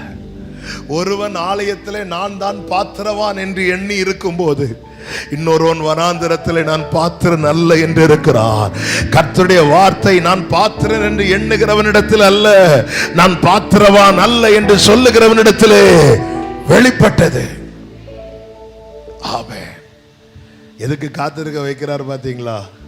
நான் சிறுக அவர் பெருக, நான் சிறுக அவன் எரிந்து பிரகாசிக்கிற விளக்கா இருந்தான். பல நேரத்தில் நமக்குள்ள இந்த டவுட் வரும் தெரியுமா? இவங்க பேசுனா கரெக்டா இருக்கும், நம்ம கிட்ட எல்லாம் ஆண்டவர் பேச மாட்டார். இவன் வார்த்தையின்படி உன்னை குறித்த தீர்க்க தரிசனம் என்ன யோவானே? என்னால நிறைய பேர் சந்தோஷப்படுவாங்க. ஆனா உன் வாழ்க்கை வனாந்திரமாச்சே, உனக்கே சந்தோஷம் இல்லையே, நீ எப்படி அநேகருக்கு சந்தோஷமா மாறுவ? எவ்வளவு பெரிய கேள்வி இது. இவன் பிறக்கும் போது, பிறக்கும் முன்னமே இவனை குறித்த தீர்க்க தரிசனம், இவன் நிமித்தம் அநேகர் சந்தோஷப்படுவாங்க. ஆனா இவனுடைய வாழ்க்கை என்ன? வனாந்திரம். ஆனா யோவான் பலப்படுகிறான், ஆவியில பலப்படுகிறான். அந்த ஸ்ட்ரென்த் ஆண்டவர்கிட்ட கேட்கணும். இந்த பாத்திரம் என்னை விட்டு நீங்க கூடுமானால், ஏன்னா இதை வந்து நாளைக்கு ஃபேஸ் பண்றதுங்கிறது அது. ஏன்னா இயேசு மாம்சத்தில் அல்லவா வந்தார். இந்த மாம்சம் பலவீனம் உள்ளதல்லவா. எவ்வளவு காரியத்தை, எவ்வளவு வேதனை அவர் சந்திக்கணும். அந்த இடத்துல அவர் எப்படி ஜெபம் பண்றார் பாருங்க. என் சித்தத்தின்படி அல்ல. உடனே தான் பரலோகத்திலிருந்து ஒரு தூதன் வந்து அவரை பலப்படுத்தினான் என்று லூக்கா 22 சொல்லப்பட்டிருக்கிறது. வந்து பலப்படுத்துறான். அப்போ என் வாழ்க்கையில் இந்த காத்திருக்கும் காலத்தில் எனக்கு என்ன தேவை? பலன் தேவை. கலாத்தியர் 6 என்ன சொல்லப்பட்டிருக்கிறது? நாம் தளர்ந்து போகாதிருந்தால் ஏற்ற காலத்திலே அறுப்போம். ஆமென் சொல்லுங்க பார்க்கலாம். வேளை வர காத்திருக்கிறான். இரண்டாவது காரியம், லூக்கா 3வது அதிகாரம் 5-6 வசனங்களை வாசிக்கலாம். மாம்சமான யாவரும் தேவனுடைய ரட்சிப்பை காண்பார்கள் என்று வனாந்திரத்தில் கூப்பிடுகிறவருடைய சத்தம் உண்டாகும் என்று ஏசாயா தீர்க்கதரிசியின் ஆகமத்தில் எழுதியிருக்கிற பிரகாரம் அவன் யோர்தான் நதிக்கு அருகான தேசமெங்கும் போய் போதும். இப்போ காத்திருக்கிறான், வார்த்தை வெளிப்பட்டது, இப்பொழுது அவனுடைய பயணம் துவங்குகிறது. எப்படி தெரியுமா? எழுதியிருக்கிற பிரகாரம். யோவானின் நடைகள் எப்படி காணப்படுகிறது சொல்லுங்க? எழுதியிருக்கிற பிரகாரம். கால் போன போக்கில், மனம் போன போக்கில் நடக்கிறவனால கொஞ்சம் மானிட்டுறீங்க, எரிந்து பிரகாசிக்க முடியாது. எழுதியிருக்கிற பிரகாரம் தன் நடைகளை சீர்படுத்துகிறவனால் மட்டுமே எரிந்து பிரகாசிக்க முடியும். நம்ம எப்படி வாழ்றோம் இன்னைக்கு? நம்ம இந்த சபைகளுடைய ஒரு பெரிய பிரச்சனை என்ன அப்படின்னா, நான் என்னை உட்படுத்தி தான் சொல்றேன், நம்ம எல்லாரும் என்ன நினைக்கிறோம் அப்படி தெரியுமா? முதல் பாட்டில் வாருமையான்னு சொல்லும் போது அவர் வருவார், கடைசியில் என் ஆத்துமாவே போட்டதும் அவர் போயிடுவார் அப்படின்னு நம்ம நினைச்சிட்டு இருக்கிறோம். நம் கூடும்போது வருகிறவர் அல்ல, நம் கூடவே வருகிறவர். இது என்னைக்கு நம்ம உணர்றோமோ அன்னைக்கு நமக்குள்ள தெய்வ பயம் உண்டாகும். சிலர் பார்த்துருக்கீங்களா, சில காரியம் சர்ச்சில் வச்சு ஏதாவது பேசும்போது உடனே வெளியே போய் பேசுவோம். அதாவது உள்ள வச்சு பேசணும் அவருக்கு கேட்டுருமா, வெளியே போனா சிலர் பேசுறது தெரியக்கூடாது, அப்படியே சாரிய முக்காட அப்படியே இழுத்து போட்டு, ஏன்னா ஆண்டவருக்கு தெரிஞ்சிடக்கூடாதான், கேட்டுறக்கூடாதான். இந்த யோவானுடைய வாழ்க்கை எப்படி இருந்துச்சு பார்த்தீங்களா? எழுதி இருக்கிறபடியே போனான். கர்த்தருடைய வேதத்தின் படி நடக்கிற உத்தம மார்க்கத்தார் பாக்கியவான்கள். நான் கிறிஸ்துவை பிரசங்கிப்பது எளிது. எனக்கு ஒரு 4 குறிப்பு கிடைச்சிட்டுனா நான் இருந்து பிரசங்கிப்பேன். ஆனால் நான் என் வாழ்க்கையில கிறிஸ்துவை வார்த்தையில் அல்லாமல் வாழ்க்கையில காட்டணும்னா எழுதியிருக்கிற பிரகாரம், எழுதியிருக்கிற பிரகாரம். நம்ம எங்க தவறிட்டோம் பாத்தீங்களா? வார்த்தை இருக்குங்க, ஆனா எப்படி டிராவல் பண்றோம்? யோசுவா காலை மட்டும்தான் எகிப்திலே வாக்குத்தத்தம் கேட்டு வந்தாங்களா? இல்லையே. எல்லாரும், மோசே உட்பட எல்லாருக்கும் சேர்த்து தானே வாக்குத்தத்தம் கொடுக்கப்பட்டது. ஆனா இவங்க 2 பேர் மட்டும் சுதந்திரிக்க காரணம் என்ன தெரியுமா? எழுதி இருக்கிற பிரகாரம் போனார்கள். எழுதி இருக்கிற பிரகாரம். யோவானுக்கு எப்படி வேணாலும் போயிருக்க முடியும், எப்படி வேணாலும். இல்ல, ஏன்பா நீ இந்த வனாந்தரத்தை தெரிந்தெடுத்த? நான் எழுதி இருக்கிற பிரகாரம் போகிறேன். எழுதி இருக்கிற பிரகாரம். அன்பு சகோதர சகோதரி, விசேஷமாய் வாலிபர்கள் இருக்கிறீங்க, ஊழியர்கள் இருக்கிறீங்க, நம்ம எதை நோக்கி டிராவல் பண்றோம்? வலதுபுறம் இடதுபுறம் சாயும் போது வழி இதுவேங்கிற சத்தம் நம்ம காதுல கேக்குதா? நம்ம காதுல சத்தம் கேட்கலன்னா சிக்னல் கட் ஆயிட்டுன்னு அர்த்தம். டவர் ஏரியால சிக்னல் கிடைக்கும், டவர் இல்லாத ஏரியாவுக்குள்ள போயிட்டோம்னா சிக்னல் கிடைக்காது. போன் கையில இருக்கும், காஸ்ட்லி போன் இருக்கும், சிக்னல் கிடைக்காது. கர்த்தர் எல்லா பாதையிலும் நம்மோடு வரமாட்டார். எகிப்தில இருந்து வெளியே வா, மேக ஸ்தம்பத்தில் வெயிட் பண்ணிட்டு இருக்கிறார்.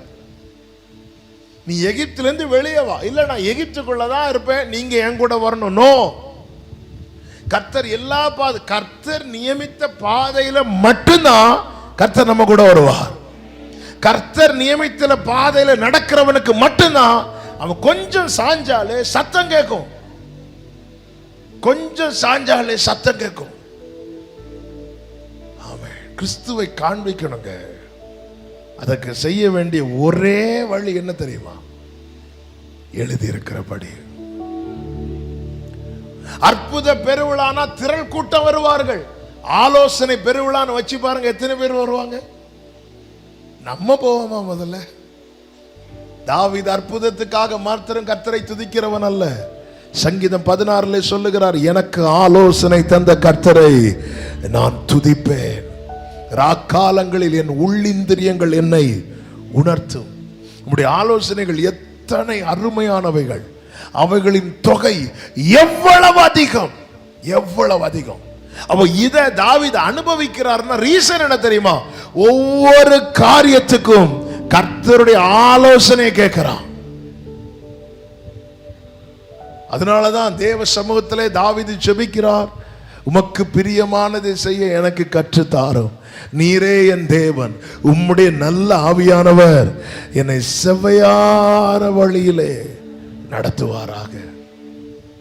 கால் போன போக்கிலும் மனம் போன போக்கிலும் நடந்து வந்து ஆராதிக்கிறவர்கள், காயின் பலி செலுத்துகிற ஆராதனை செய்கிறவர்கள், அக்கினி இறங்கவே இறங்காது.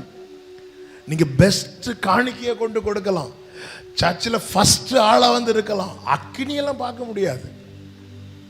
ஆனா ஆபேல் நீதியுள்ள பலி. அதன் அர்த்தம் என்ன? அவன் கிரியைகளை காத்து கொண்டான். நான் நாளைக்கு கர்த்தருடைய சமூகத்திலிருந்து ஆராதிக்க கூடியவன், நான் அதனால இன்னைக்கு ஒழுங்கா வாழணும். காயின் ஆண்டவர் சொல்லுகிறான், நீ நன்மை செய்தால் உனக்கு பாவம் வாசற்படியில படுத்து இருக்குப்பா, இங்க வந்து நல்லா ஆராதிக்கிற, இங்க வந்து நல்ல வர்ஷிப் பண்ற எல்லாம், ஆனா ஆமீன் போட்டு முடிச்சது நீ பழையது மாதிரிலாம் வாழ்ந்துட்டு இருக்கிற. நீ நன்மை செய்தால் உனக்கு மேன்மை இல்லையோனா மேன்மை உனக்காக வெயிட்டிங், உனக்காக வெயிட் பண்ணிட்டு இருக்கு. உன் கிரியைகளை சரி செய், சபைய கிரியைகளை சரி செய். நம்முடைய காலடிகள் எதை நோக்கி போகிறது? நம் யாரை பின்பற்றுகிறோம்? ஆமென். இவன் காத்திருந்தா உண்மை, நம்மளாம் காத்திருக்கிறது உண்மைதான். நம்முடைய பயணம் எப்படி நடக்கிறது?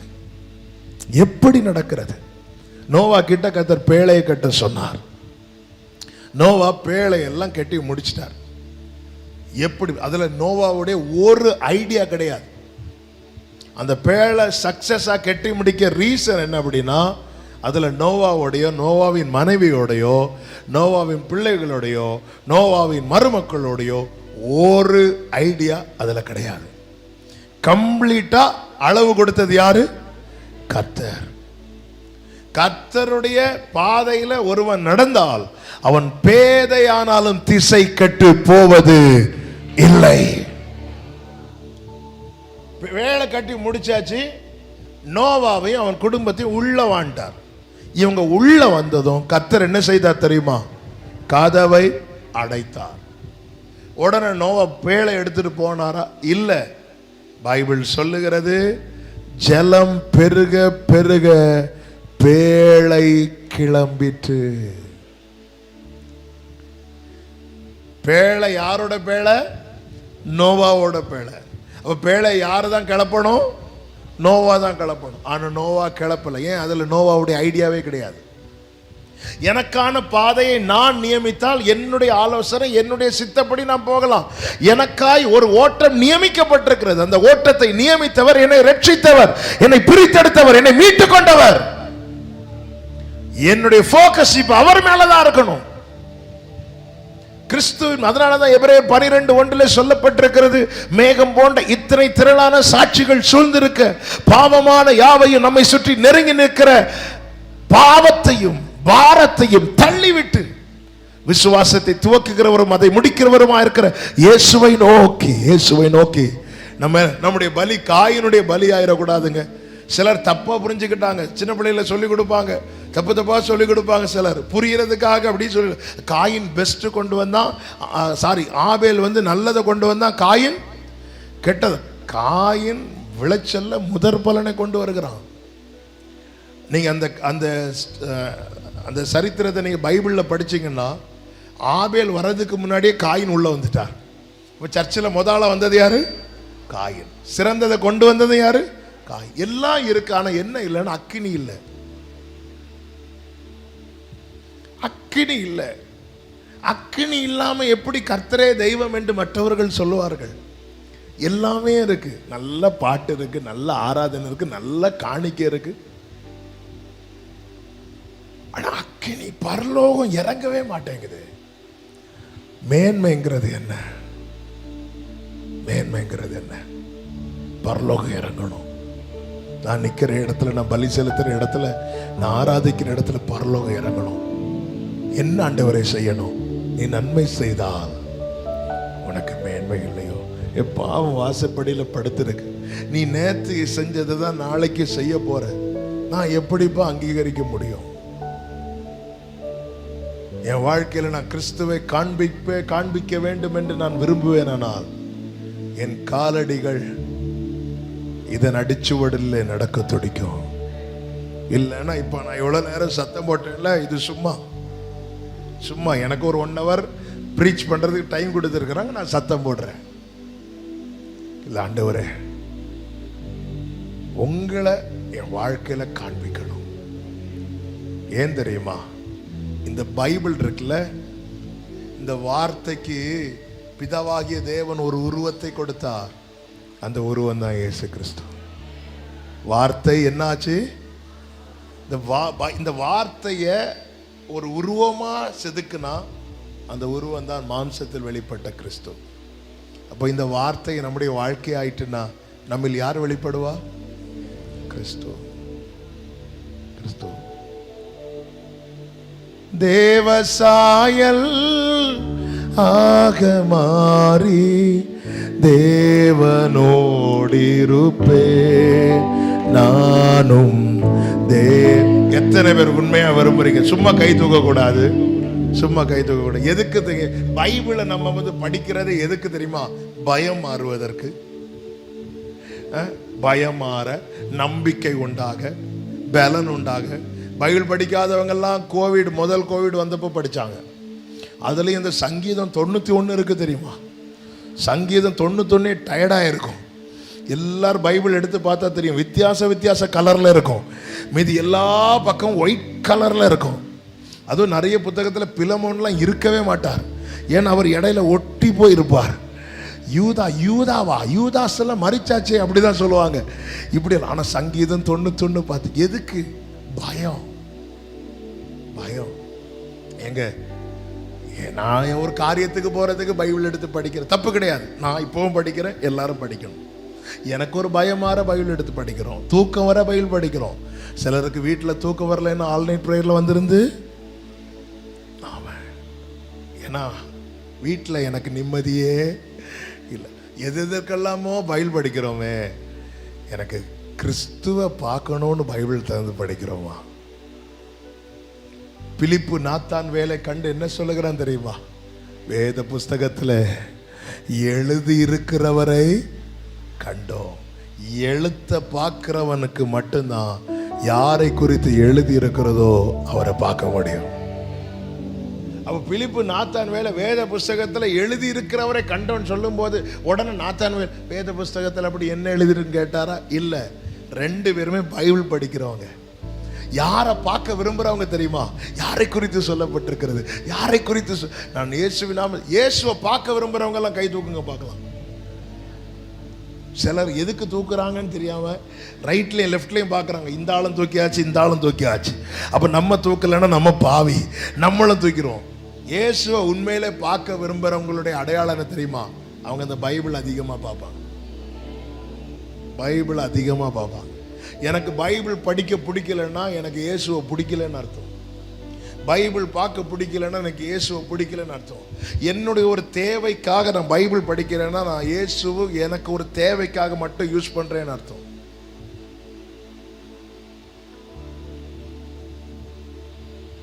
ஆமென். எனக்கு தெரியும் ஃபர்ஸ்ட் பாயிண்ட் ரொம்ப உற்சாகமா இருந்தீங்க, செகண்ட் பாயிண்ட் உம்முன்னு ஆயிட்டீங்க. ஆவியானவர் சபைகளுக்கு சொல்லுகிறதே காதுலோன்னு கேட்க கடவுள்.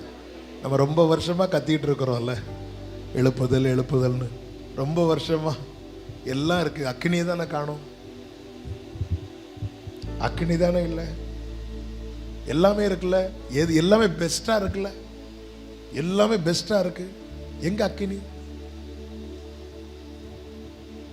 வேத வாக்கியத்தில் எழுதி இருக்கிற பிரகாரம் நடந்தா, எழுதி இருக்கிற பிரகாரம். நம்ம என்ன நினைச்சிட்டு இருக்கிறோம்னா, ஆண்டவரேனா கேட்க மாட்டார், ஆண்டவரே அப்படி சொன்னா கேட்டுருவார் நினைச்சிட்டு இருக்கிறோம். சிலர் அப்படிதான், ஆண்டவரே இறங்குன்னு சொன்னா அவர் இறங்க மாட்டாராம், ஆண்டவரே இறங்குன்னா இறங்கிடுவாராம். நீ நன்மை செய்தால் உனக்கு இந்த பிரசங்கம் எல்லாருக்கும் பிடிக்காதுன்னு எனக்கு தெரியும். ஆவியானவர் கற்று தந்ததை, இந்த வசனம் என்பது இருவரும் கருக்குள்ளப்பட்டேன். நான் அப்படியே கிறிஸ்துவை காண்பித்து விட்டேன், அதனால் நீங்களுக்கு அப்படி இல்லை. நான் மீண்டும் சொல்றேன், நான் காண்பிக்கலைன்னா நான் இந்த ஒயிட் அண்ட் ஒயிட் போட்டு என்னத்துக்கு?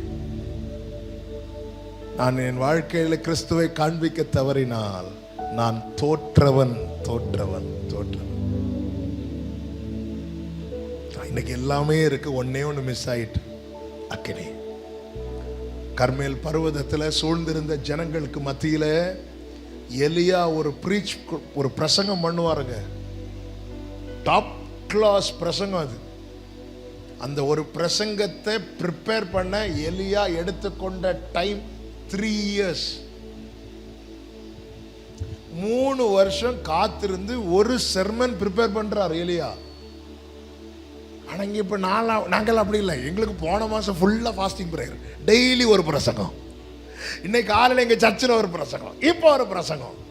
ஏன்னா கேட்டா சொல்ல, நாங்களாம் ரொம்ப பிஸி. என்ன பிஸி?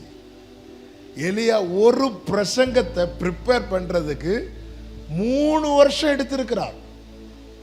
3 வருஷம் முடிச்சு கர்த்தர் நீ காண்பின்னு சொல்லும் போது எலியா வந்து நின்று, எந்த மட்டும் 2 நினைவுகளால் குந்தி நடப்பீர்கள் அப்படி சொல்லிட்டு ஒரு பெரிய பிரசங்கம் முடிக்கிறார். பைபிள் சொல்லுகிறது, ஜனங்கள் ஒரு வார்த்தையும், அட்லீஸ்ட் ஒரு ஆமேனாவது. இந்த பிரசங்கம் பண்ணும்போது ஆமேன்லாம் வரலன்னா இந்த பிரசங்கி எங்களுக்கெல்லாம் ஏறும் பாருங்க. உடனே நாங்கள் ஏதோ ஆவி வயராக்க ஒன்றும் கிடையாது, அது கோபம்.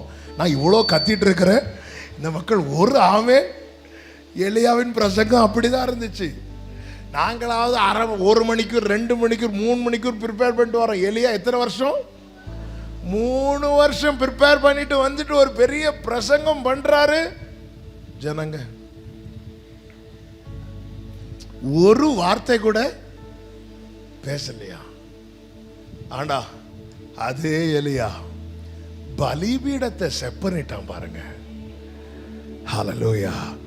பலிபீடத்தை செப்பனிட்டுட்டு என்னை கேளும் என்று கேட்டதும் வானத்திலிருந்து ஒரு அக்கினி இறங்குச்சு.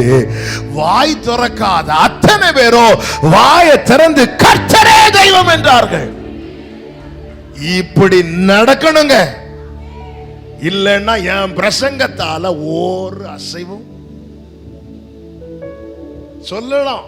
நான் 3 வருஷம் இந்த ஒரு செய்திக்காக இரவு முழுவதும் ஜெபம் பண்ணி, ஒரு பிரசவ வேதனை படுகிறது போல, ஒரு பிரசவ வேதனைப்பட்டு ஒரு குழந்தையை பெற்றெடுக்கிறது போல நான் அவ்வளவு போராடி அவ்வளவு தியாகம் பண்ணி இந்த சர்மனை ரெடி பண்ணி நான் உங்களுக்கு கொண்டு வந்திருக்கிறேன். உடனே ஜனங்கள்லாம் குளோரின்னு கை தட்டினதும் அந்த கேப்ல நான் தண்ணியை குடிச்சிட்டு என்ன ஒரு சமாதானம். நான் நிற்கும் போது பரலோகம் எனக்காக வேலை செய்யணும்னா என் கால்கள், நீ ஆலயத்துக்கு போகும்போது உன் நடைகளை கவனித்துக்கொள். ஏன்னா எலியாவே, யோவானே, நீ வார்த்தையை சுமந்துட்டு போற, வாக்குத்தத்தத்தை சுமந்துட்டு போற. இனி நீ கூப்பிட்டு சொல்லும் போது காதுகளுக்குள்ள அது ஏறணும்.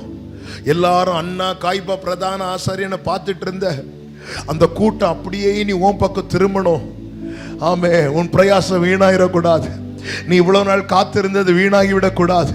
நீ எரிந்து பிரகாசிக்கிற விளக்காய் உன்னுடைய வெளிச்சத்தினிடத்தில் அநேகர் அந்த மகிழ்ச்சியே நீ மற்றவர்களுக்கு மகிழ்ச்சியா இருப்பாய் என்ற தீர்க்க தரிசனமே என்ன தெரியுமா? உன்னில் வெளிப்படுகிற வெளிச்சம், உன் வெளி உதிக்கிற உன் ஒளியின் இடத்துல ராஜாக்கள் நடந்து வருவார்கள். எழுதி இருக்கிற பிரகாரம் இந்த ராத்திரி வேளையில நம்ம எல்லாரும் சேர்ந்து ஆண்டவர்கிட்ட ஒப்பு கொடுக்க போகிறோம். என்ன ஒப்பு கொடுக்க போகிறோம் தெரியுமா? ஆண்டவரை, எழுதி இருக்கிற பிரகாரம் ஒரு வாழ்க்கை வாழ எனக்கு கிருபை தாங்கப்பா. எழுதி இருக்கிற பிரகாரம் இயேசுவின் நாமத்தில் சொல்றேன். அன்னைக்கு எலியாவின் நாட்களில் அக்கினி இறங்கினது, யோவானின் நாட்களில் ஆண்டவரே இறங்கி வந்தா. உடனே அவன் அத்தனை பேருக்கு முன்பதாக சொல்லுகிறான், இதோ தேவாட்டுக்குட்டி. இவ்வளவு தான் சொல்றாரு. அந்திரேயாவும் இன்னொருவனும் இயேசுவை பின்பற்றுகிறார். அதன் பிறகு திரள் கூட்டங்கள் யாரை பின்பற்றாங்க? இயேசுவை ஃபாலோ பண்றாங்க. அவ்வளவுதான். எழுதி இருக்கிற பிரகாரம் நடக்கிறவன் கை காட்டினாலே போதும், இவர் தான்ப்பா இயேசுன்னு. அவன் பெரிய பிரசங்கம் பண்ண தேவையில்லை.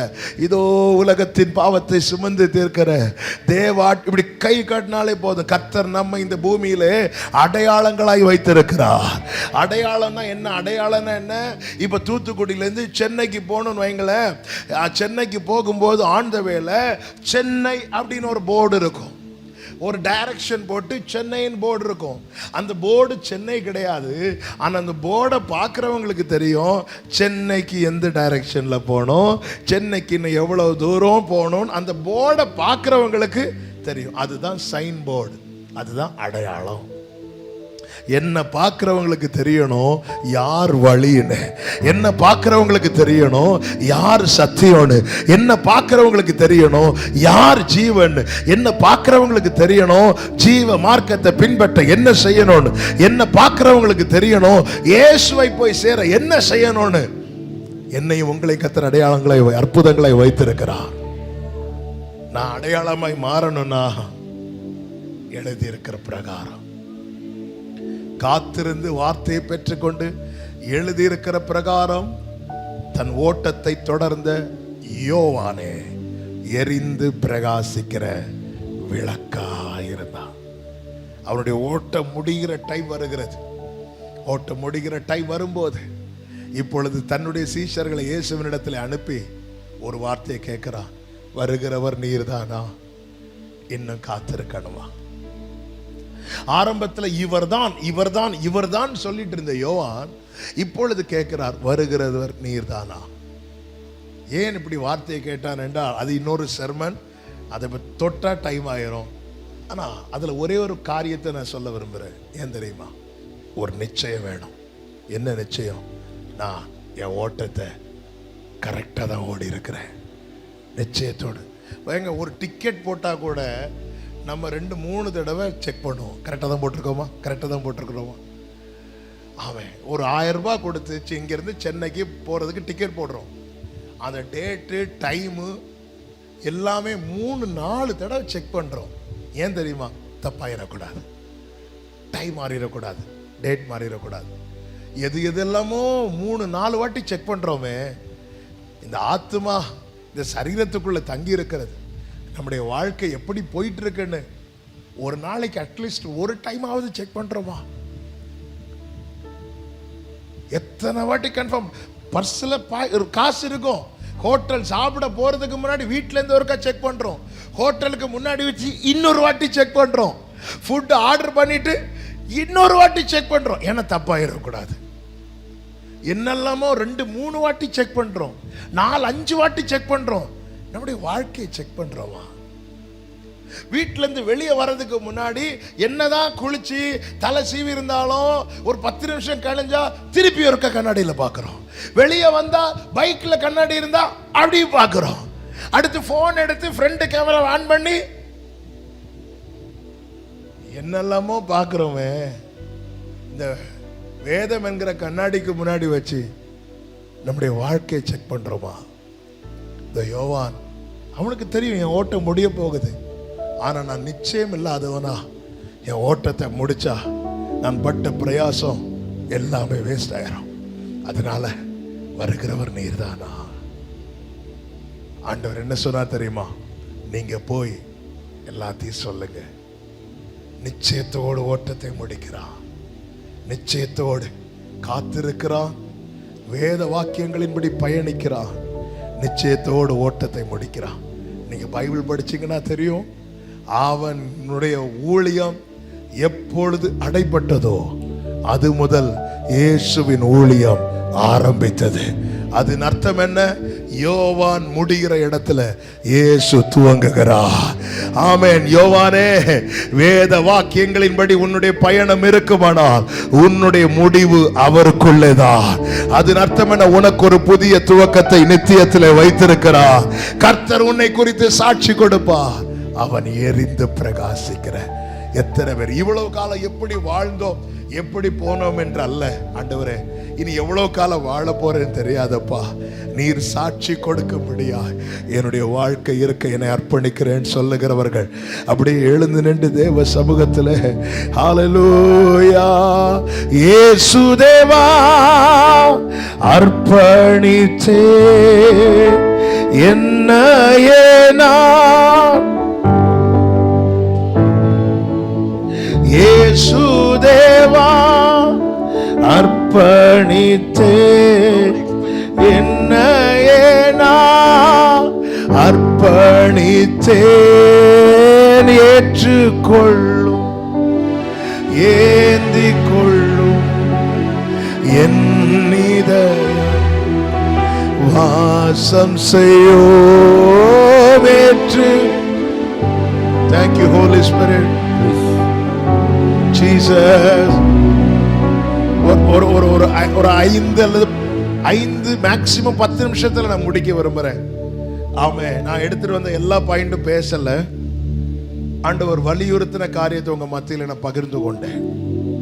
ஆமே, ஒரே ஒரு வார்த்தை, கர்த்தரால் புகழப்படுகிறவனே உத்தமன். நான் மீண்டும் சொல்லுகிறேன், என்னை பத்தி நான் எவ்வளவு நாள் சாட்சி சொல்லலாம். நான்லாம் எவ்வளவு நேரம் ஜோம் பண்றேன் தெரியுமா, நான்லாம் எவ்வளவு பிரயாசப்பட்டிருக்கிறேன் தெரியுமா, நான்லாம் எவ்வளவு கிரயம் செலுத்துறேன் தெரியுமா, நான்லாம் எவ்வளவு கண்ணீர் வடிக்கிறேன் தெரியுமா, எவ்வளவு என்ன வேணாலும் சொல்லலாங்க. அது என்ன, என்னை பத்தி 10 பேரை சொல்ல வைக்கலாம். 4 பேருக்கு நன்மை செஞ்சு போட்டோ எடுத்து போட்டா 10 பேர் என்னை பத்தி என்ன சொல்லுவாங்க, சாட்சி சொல்லுவாங்க. அப்ப இவைகள் எல்லாவற்றிலும் உண்மையும் இருக்கு, பொய்யும் இருக்கு. கர்த்தரால் புகழப்படுகிறவனே உத்தமன். இந்த யோவானால எப்படி ஷைன் பண்ண முடிஞ்சது தெரியுமா? எழுதியிருக்கிற பிரகாரம் இந்த வார்த்தையின்படி பயணிக்க ஒப்பு கொடுத்தான். இந்த காலை வேளையில கர்த்தர் என்னோடு இந்த வார்த்தையை கொண்டு இடைப்பட்டார் சொல்லுகிறவர்கள் மாத்திரம் உங்க வலது கரத்தை உயர்த்தி உங்க இடது கரத்தை இருதயத்தில் வைத்து, ஆண்டவர் வார்த்தையின்படி பயணிக்க எனக்கு உணர்வுள்ள இருதயத்தை தாரும், என் இருதயத்தை ஒருமுகப்படுத்தும். கிருபையாய் நம்மை ரட்சித்தார் அல்லவா சகோதரா, கிருபையாய் தேடி வந்தார் அல்லவா, எதற்கும் உதவாம அல்லவா கிடந்தோம். அக்கினி ஜுவாலை போன்ற அந்த கண்ணில் நமக்கு கிருபை கிடைக்க வைத்தார் அல்லவா. அந்த நன்றியோடு இனி என் வாழ்க்கை உமக்காக, யாரும் அறியாத என்னை நன்றாயறிந்து தேடி வந்த நன்றியோடு யாரும் அறியாத என்னை சமமலரே தேடி வந்த நல்ல நேசரே, தூக்கி வேண்டும் என்று சொல்லி சேர்த்து கொண்ட நல்ல நேசரே, தூக்கி எறியப்பட்ட என்னை ஓரலகமமா சந்தனரே, உம்மழகான கண்கள் என்னை கண்டதாலே முடிந்ததென்று நினைத்த நான் உயிர் வாழ்கின்றேன். உம்மழகான கண்கள்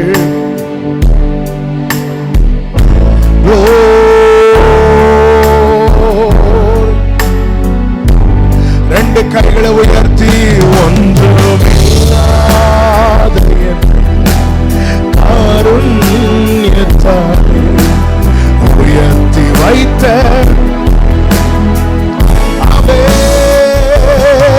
ஒன்றுமில்லா கர்த்தர் பாராட்டின கிருபையை எண்ணி ஆமென். அழகான